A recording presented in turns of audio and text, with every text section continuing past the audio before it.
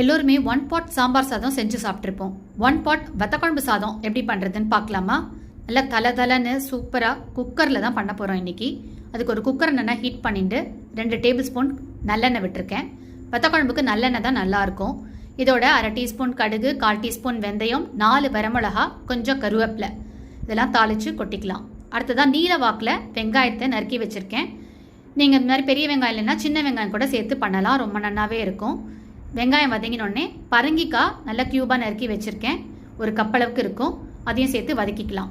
இதோட 1/2 table spoon sambar பொடியும் கொஞ்சம் மஞ்சள் பொடியுமா சேர்த்து இந்த எண்ணெயிலே நல்லா வதக்கி எடுத்துக்கணும். இந்த பச்சை வாசனை போகிற அளவுக்கு கொஞ்சம் வதக்கி எடுத்துக்கலாம்.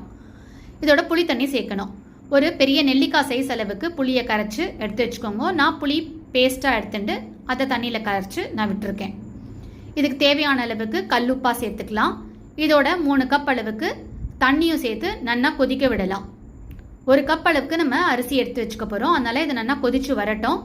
ஒரு 1/2 மணிக்கு நான் சோனா மசூரி அரிசியை ஊற வச்சு எடுத்து வச்சுருக்கேன்.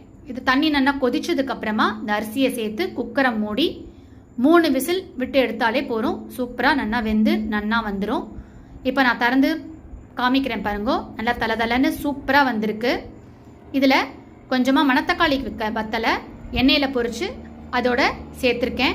நல்லா கலந்துட்டு சுட சுட சுட நல்ல ஒரு சுட்ட அப்பளம், நல்ல ஒரு தேங்காய் போட்ட கறியோட பரிமாறினா ரொம்ப நல்லா இருக்கும். அது இந்த மழை காலத்துக்கு ரொம்பவே டேஸ்டியாக இருக்கும். நிச்சயமாக ஒரு தடவை செஞ்சு பார்த்துட்டு உங்கள் ஃபீட்பேக் சொல்லுங்கள்.